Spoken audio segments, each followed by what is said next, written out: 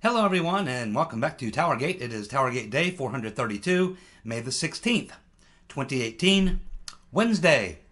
Let's see, what happens on Wednesday? Oh yeah, we take out the trash and I have chicken. Chicken and trash day for me on Wednesday. Lots to get to. We finally got caught up.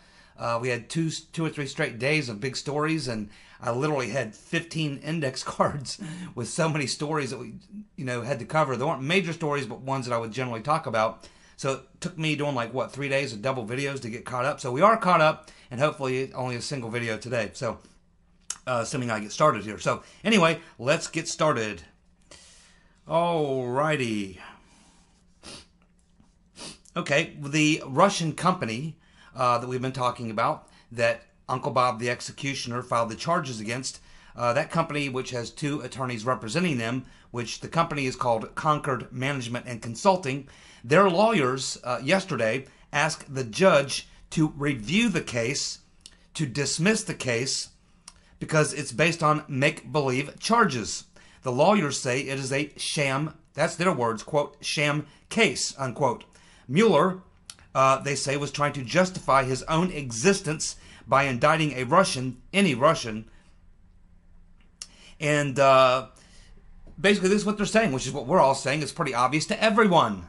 It's pretty obvious to everyone, including these attorneys and probably the judge. So it's pretty extraordinary when lawyers will go into the courtroom and say, look, judge, this case is so stupid, this case is such a sham, this case is so weird that you should take a look at it before we even proceed.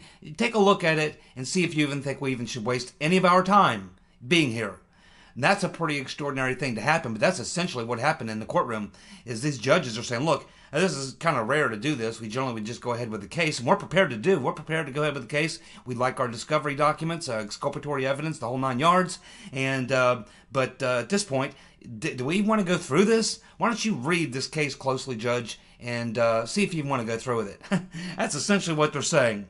So in this particular case, and the reason they're saying that is because Mueller must be able to prove that the Russian company disrupted the functioning of the Federal Election Commission. He will never be able to make that argument that these Russian trolls, based on, a small amount of money relative to the amount of money that was spent by both sides, Trump and Clinton, on their online campaigns, and the fact that there's no negligible effect that they had whatsoever on the election, nor on the functioning of the federal election system. They did not do anything that interrupted the normal operations of the federal election system, which is the standard of proof that Mueller has to reach.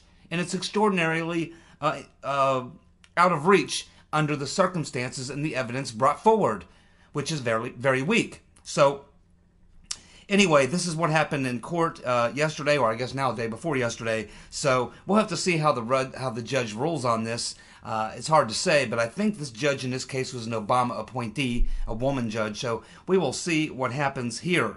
We'll keep following it. I don't know when they're supposed to get back together again, but it should be very entertaining when they do. I wouldn't be surprised at all to see the judge in this case look at it and say, it is pretty weak case. And she may even ask Mueller, if he wants to continue, and if he says, yeah, we do, then I guess they'll go ahead and prosecute the case, only just because of the embarrassment of having to say no and walk out of the courtroom. I don't know if they can do that. It would just be too embarrassing.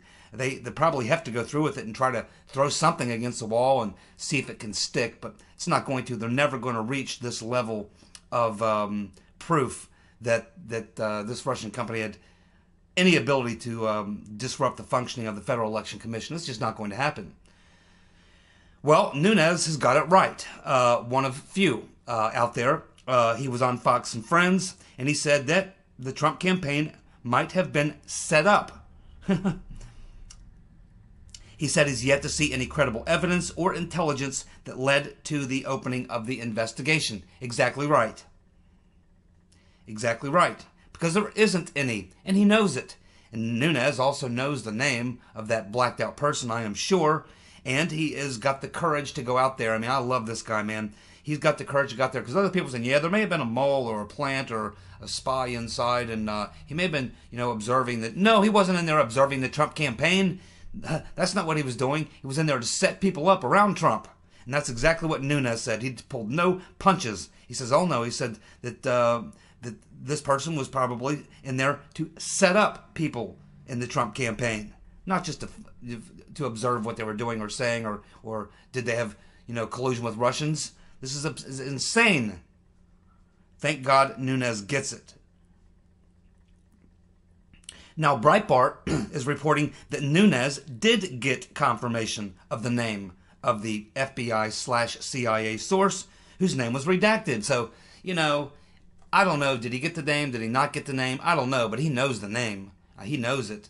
I'm sure of that, or he's 99% sure he knows who it is. He just wants confirmation so he can put it into his report for his investigation. But that's interesting that this will be reported, when you're getting mixed signals. Trey Gowdy also kind of gave some mixed signals when he was being interviewed. When Chaffetz was pressing him on whether or not he actually got to see the unredacted name, Gowdy basically said, well, we don't necessarily have to see the unredacted name to get the answer to the question. But he did say we'll be going back. Just like Nunes said the same thing, we'll be going back next week to talk to him some more, and we think that we're going to get everything that we want. So, they're playing this Texas two-step, doing the dance. I don't know why. But either way, there's just probably a lot of things that we don't know. It frustrates us because we don't understand it, because we don't have the information. A lot of times, ignorance frustrates you, and we are, in a large way, ignorant. We know a lot of things. We suspect a lot of things. We have a lot of evidence that we can connect dots and say it looks like this and this and this happened. But in a large degree, there's still a lot of things we don't know. And we are operating from a certain degree of ignorance, but not total ignorance. We have a lot of information, but there's still things we don't know. So we just have to sit back and try to be patient. And unfortunately, it requires trust and patience. Two things that I have zero amount of trust in these people, and I have very little patience left. Well, it looks like Mueller's next target, the person he's going to go to work on next to destroy his life, is going to be Roger Stone. Roger Stone, you're next up to be destroyed by Uncle Bob the Executioner. Congratulations. Well, had a couple comments. You thought I forgot Dumbass of the Week. I really didn't forget Dumbass of the Week. I actually did. I have a Dumbass of the Week prepared. I just didn't get to it. Even with 2 videos, I didn't get to it, because that kind of falls pretty far on my list of priorities. But I know a lot of you like the Dumbass of the Week, so here we go. There is probably no one who's more fitting to deserve the title of Dumbass of the Week here on TowerGate, simply because of his past and the role he played in a movie called Dumb and Dumber. That's right, Dumb and Dumber. And actually, you could take either of those 2 guys, and they could be Dumbass of the Week. Jim Carrey's been on the list quite a few times, but this week, I really had to give it to his co-star, Jeff Daniels, who actually, in the past, I've always liked him. I liked some of his movies and stuff. I think he's a pretty good actor, but he is a dumbass, and he basically is one of many Hollywood leftists who are probably at stage 5 of Trump derangement syndrome, just shy of being put into a straitjacket and hauled off to the mental institution. And so he's being interviewed on a show called Deadline. I've never heard of the show Deadline, but he was interviewed on the show Deadline, where he's promoting a movie he's doing, and he goes off on a anti-Trump rant. And he makes some of the following statements. He says that the only reason the GOP hasn't impeached him is because they are afraid of the 32% of Trump supporters. That's kind of funny, Jeff, because the fact of the matter is, if his popularity is so low, then how did he defeat the entire Republican field with ease? With ease. Blew away the field. Takes more than 32% to do that. And then he destroyed the rotten Reverend Clinton. 306 to what? 233 electoral votes. Turned blue states red. Captured the majority of the women's vote. Got more of the minority vote than Romney or Bush. So I don't know, Jeff. I think you're delusional. The Republicans aren't going to impeach him because he's the best thing that happened to them. He saved the Republican Party, Jeff.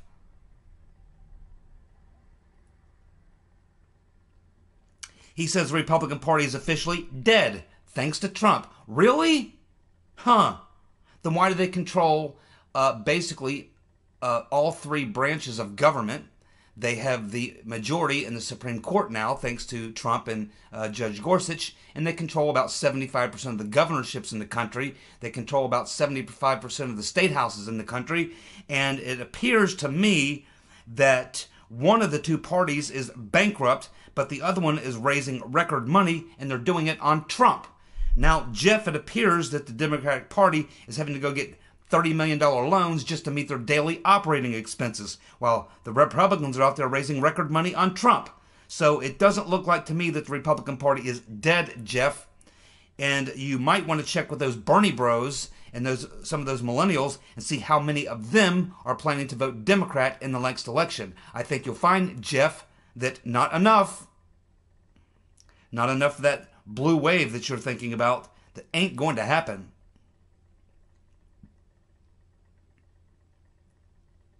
He also says something's going to happen. Obstruction, collusion, this thing down in the Southern District of New York, or the porn star whose lawyer is about to be disbarred, Jeff. Who is going to rise up and take down Trump? Will it be the women that marched the day after the inauguration? Will it be the women that marched the day after the inauguration? Are they going to be there on November 18th? Well, Jeff, I certainly hope they are there on November 18th because they'll be 10 days late. That would be great, wouldn't it? He says that hell hath no fury like a country full of women scorned. Really, Jeff? Well, if you look at the numbers from the election, the numbers, Jeff, seem to indicate that Trump won the female vote. He got more females to vote for him than Hillary did. How do you explain that, Jeff? It looks like these scorned women were on the Democrat side, and there's a lot of scorned Bernie sisters out there. Maybe you should go talk to some of the scorned Bernie sisters and see what kind of hell they have in store for your party in 2018, Jeff. And by the way, Jeff Daniels is actually from Michigan. Hey, Jeff, Trump won Michigan. Daniels also told Stephen Colbert that he can't wait for the day that cops throw Trump in the back of a truck and take him away. Well, I'm sorry, Jeff, but the president cannot be arrested while he's sitting president. He can only be removed one of three ways. He either dies, resigns, or is impeached and forced out of office. He cannot be arrested, Jeff. But nice try. So, our dumbass of the week, Jeff Daniels of Dumb and Dumber. And I think that they could actually add one more to that called Dumb, Dumber, and Dumbest. And he qualifies as the dumbest dumbass of the week. And he had healthy competition.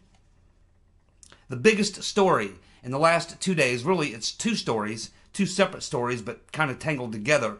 And they both came from The Hill and John Solomon. So I know a lot of people are talking about these stories, but for those of you who are not familiar with it, especially those maybe outside the country that don't get this news and information, listen up.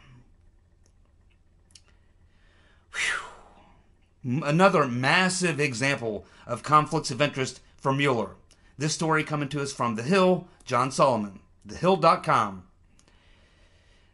Uncle Bob, the executioner, Robert Mueller, was FBI director in 2009 when it attempted a rescue of an FBI agent named Robert Levinson, who was captured in 2007 while working for the CIA in Iran. And he's been a hostage in Iran ever since. Don't even know if he's still alive. He will be 80 years old today. It appears that FBI agents set up the meetings in 2009 to get him to bankroll a mission to rescue Levinson. $25 million worth. That was the tab. The mission failed, because of the rotten Reverend Clinton's State Department refused to go along with the plan. Multiple attempts to rescue Levinson were shot down by the rotten Reverend Clinton's State Department, according to multiple sources. The FBI terminated its efforts in 2011, and the Russian oligarch who they went to get the money to help them with this rescue was Oleg Deripaska. Deripaska, of course, in return for helping the FBI, was awarded visas and diplomatic passports to the United States. Now, it appears that this may have also, Uncle Bob the Executioner, may have violated the Anti-Deficiency Act, which prohibits the government from accepting voluntary services. And, of course, we're familiar with Mr. Deripaska. We have talked about him in previous videos. The last time we were talking about him was when we learned that Mark Warner, a Democrat on the Senate Intel Committee, I think he's on the Intel Committee, was trying to make arrangements through the lawyer of Mr. Deripaska, using Mr. Deripaska to get to Christopher Steele. Mark Warner was trying to get a private meeting with Christopher Steele, and he was trying to do it by using Deripaska. And Warner worked through Deripaska's lawyer to try to make that happen. It doesn't appear that ever happened. Now, he wasn't trying to get this deal done so that he could get Christopher Steele in to testify in front of Congress, or even in a closed session, or even have them go over and interview him. He was trying to put together a little secret meeting with just him, and I believe that would have included Mr. Burr, who was a Republican anti-Trumper, and it looks like they were going to try to get together to get some dirt from Steele that they could help make the case to go after Trump. So that's the last time that we were talking about it, but this is a new story that we're just learning about from The Hill. And so what we're learning here is that there was a American CIA/FBI agent who was working undercover in Iran. He was captured by Iran and taken prisoner. The FBI attempted to, they made multiple efforts to try to rescue him or get him out of Iran. And they turned to Mr. Deripaska because, number one, he's a billionaire. Number two, he has businesses and business relationships in Iran, so he's cleared to come into Iran with his private jet, land at the airport, get off the plane. He's not harassed by Iranian National Guard. He can go do his business, meet with government officials, meet with other people, do his business, get back on his plane, and go back to wherever else he wants to go. He has pretty free movement around Iran, and he has his own private plane. And he had access to Mr. Levinson, and the FBI knew roughly where he was. They had a golden opportunity to rescue Mr. Levinson. But the rotten Reverend Clinton did not want to, the State Department, for a couple different reasons they've given, did not want to participate or get involved in it or what have you, so they shot it down. Several different times they tried to do this, and the rotten Reverend Clinton shot it down every time. So they then give Deripaska, because he put up $25 million on two separate attempts to get this done, when they had to call it off because the rotten Reverend forced him to call it off. And so they had to offer him something in return, and what they offered him was obviously visas and the opportunity to have passports to get into the U.S. But now he is currently, he's one of those people that have been named by the Congress and who's being sanctioned. So that is one of the two stories. So again, it just shows you that how corrupt and how inept and incompetent these people are, and the fact that they will go collude with Russians at the drop of a hat when they need to.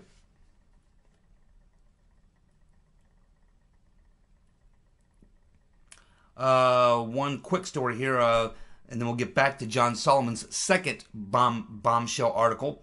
It appears that they had the celebration of opening the new embassy in Jerusalem yesterday. Not a single Democrat showed up. Not a one. Ooh. Now that is politically brutal. That is politically brutal. I'm really surprised at that, just as a political move. I know they oppose it, but, I mean, as a practical, tactical, political move, that is really not something you want to do. The Jewish community, and there are many lobby groups inside the U.S., even the ones on the left, because they have them on the left and the right, even they are not going to be very happy about that. And the Democrats raise a lot of money from these people, and these people, a lot of them are activists. I mean, if you were trying to shoot yourself in the foot before an upcoming election, the Democrats are doing everything they can to do that, and I'm quite happy for them. What a massive political blunder. This had to be Pelosi's call. Had to be Pelosi's call. Unbelievable. She must have banned anyone from going. Wouldn't let them go. So, not sure what she's thinking there. Bad move politically. It'll show up in the polls in November. Watch. At the Jewish vote. You watch and see what the Jewish vote looks like for the Democrats in 2018. Okay, back to the next story by John Solomon of the Hill. You're going to love this one. Getting back to where we were, picking up with another story, and this, again, involves Deripaska and Uncle Bob. So we have Uncle Bob, the executioner, having more conflicts of interest, again, this time with Oleg Deripaska. Solomon is reporting that 3 FBI agents visited Deripaska in September 16, just weeks before the election, to pitch him on the idea of Trump colluding with the Russians. So the FBI agents show up to his house, knock on the door at his apartment in New York, and they basically say to him, what do you think about this idea that that Trump and people around him colluding with the Russians to steal the election, and Manafort may be one of the key players here. Now, they know good and well that Deripaska had a beef with Manafort, and in fact sued him over some legal work that Manafort did for him. They know Deripaska doesn't like Manafort and has a bone to pick with him. But despite that, according to Deripaska himself and his lawyer and other people have backed this, that when the FBI agents mentioned that to Deripaska, he laughed. He busted out into a belly laugh and said, "That's ridiculous. That's crazy. Yeah, I don't like Manafort. He's a dirtball, and I think he didn't do a very good job for me, and I actually sued him over the work he did for me, or lack of work he did for me. But the idea that Manafort would be engaged in something like this, or what you're talking about, this is completely nuts. It's crazy talk. So don't bother me." He totally blew him off, and they said, well, keep it in mind, keep us in mind, here's my card. And apparently it may have been Andrew McCabe who sent those 3 agents to go have a talk with Deripaska. Now, here is the problem with that. Remember, the government must maintain records of all of their activities in the process of an investigation, even those that might work against their case. That's where exculpatory evidence comes from. This should have been part of the exculpatory evidence. It should have been in the FISA warrant application. If it was not in the FISA warrant application, it's another shot to the solar plexus to those who went to the FISA court. If they did not include this, and as far as we know they did not, the FISA court never knew that a key person who they went to who would have known or had a good idea about this or would have had a good opinion on this was Mr. Deripaska, and he laughed him out of the room when they brought it up.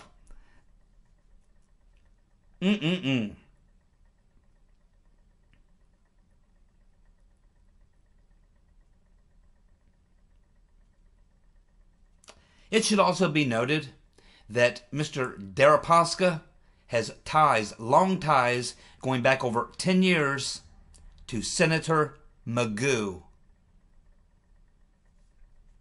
Now, we talk a lot here about this whole situation being almost like a spy novel or spy movie, but at this point, when you look at this disastrous attempt at trying to destroy Trump, trying to overturn the election, which still continues to this day, the deep state coup, the frame-up, whatever you want to call it, it is a freaking comedy of errors. And if you were to turn this into a movie, You couldn't possibly play it as a straight movie, as a spy thriller, a political espionage thriller, a suspense thriller. You could never pull this off. If you did a movie of everything that we are looking at now, if you did this as a movie, you would have to put it out in the theaters as like a parody of a spy movie. It would have to be like a Naked Gun the Naked Gun version of Obamagate is what it would have to be. I mean, maybe we could get Leslie Nielsen to play Uncle Bob the Executioner. How about that? How about Leslie Nielsen to play Uncle Bob the Executioner? We can get Priscilla Presley to play Melania. Maybe we can have, who's the guy that played Barney Fife? Don Knotts. We can get Don Knotts to be Peter's Been Stroking Us. Could do that. Could get maybe, how about Phyllis Diller? Phyllis Diller would be good for Loose Lisa Page. Let's see, who can we get for James Comey? How about Lurch from the Addams Family? Let's have Lurch. Let's bring Lurch back, and he can be the dishonorable James Comey.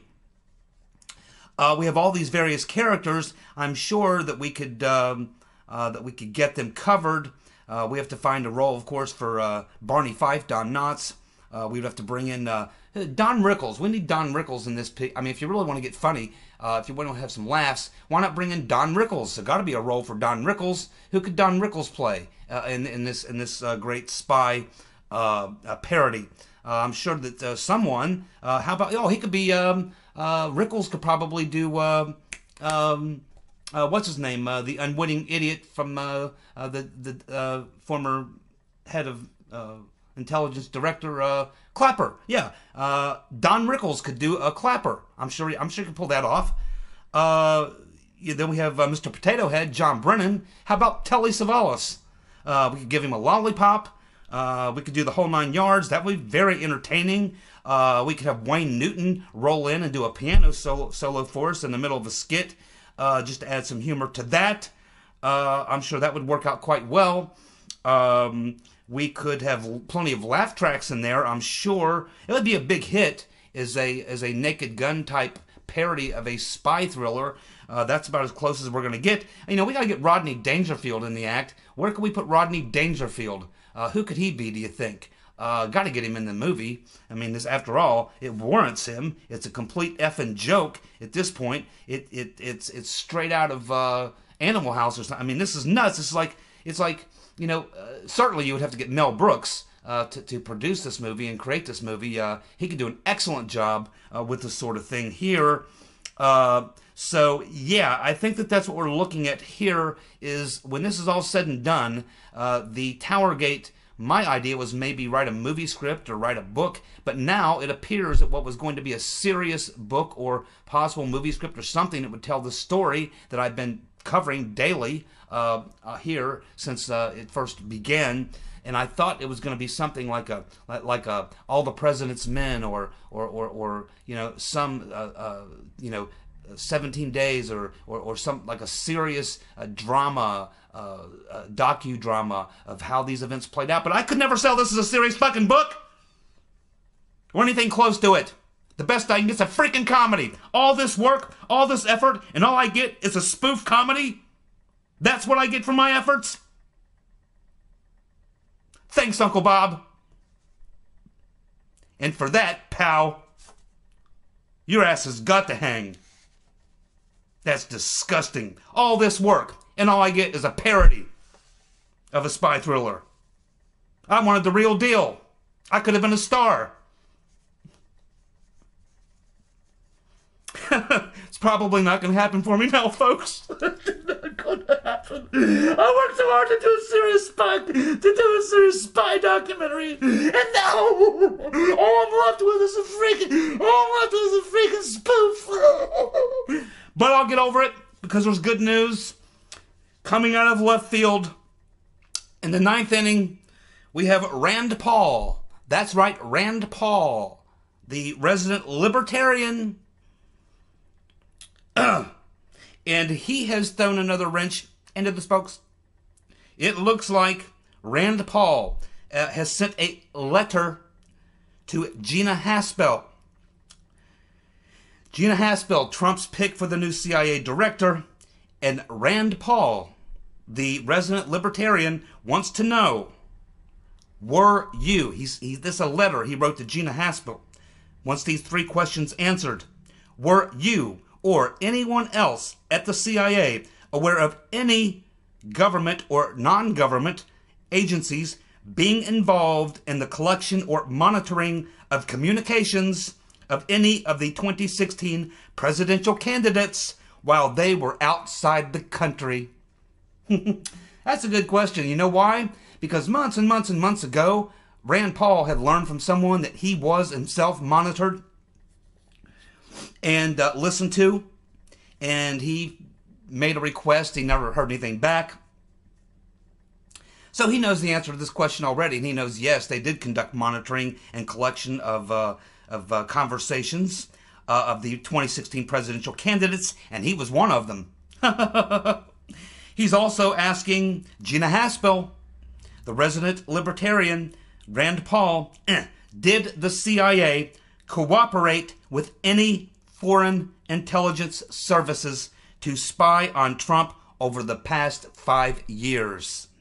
Did the CIA cooperate with any foreign intelligence services to spy on Trump over the past 5 years?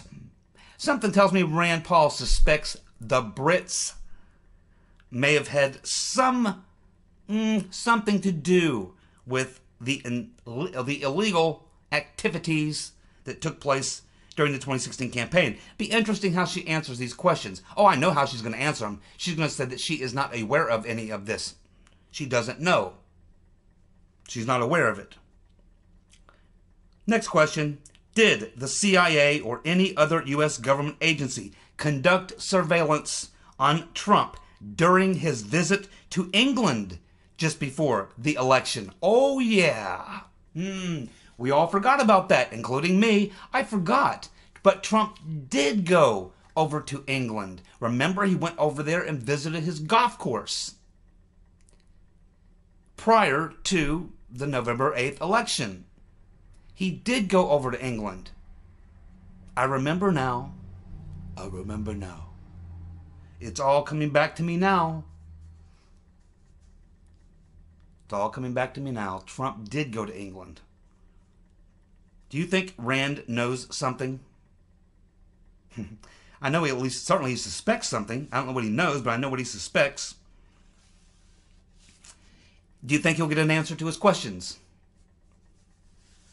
And what role could the Three Stooges play in this spoof spy thriller? It was going to be a serious spy thriller, but now it's all gone to pot. I can't pull off a serious spy thriller based on what we have here. It's not doable. No one will believe it. I have to turn it into a spoof comedy. Thanks to Uncle Bob and the Rotten Reverend and the Obama administration, the dishonorable James Comey, the unwitting idiot Mr. Clapper, Mr. Potato Head. It's the whole gang. Screwed up my whole deal. It's a comedy of errors. It's the Keystone Cops with federal authority. These people are dumber than dirt. No wonder they're being uncovered as criminals. Unbelievable. Absolutely unbelievable. Well, I guess that's all I got time for. It's sad to have to end on this note, but it looks like all this work, everything is a bust. Unless I want to do a spoof, a comedy, a parody. That's what I'm left with. Imagine that. Oh well. We will follow up and find out more about these conflicts of interest. And in all seriousness, my friends, based on these latest 2 stories, From the Hill by John Solomon, Mueller is got to go, man. How can he survive this? It's how much more do you need to see? I mean, the conflicts of interest are mind-boggling. And we learn more and more every day. Drip, drip, drip. It's the way it's been, and that's the way it's going to be, unfortunately, to the bloody end. Thank you for tuning in. I'll be back tomorrow, and we'll pick it up where we left off. See ya. Bye.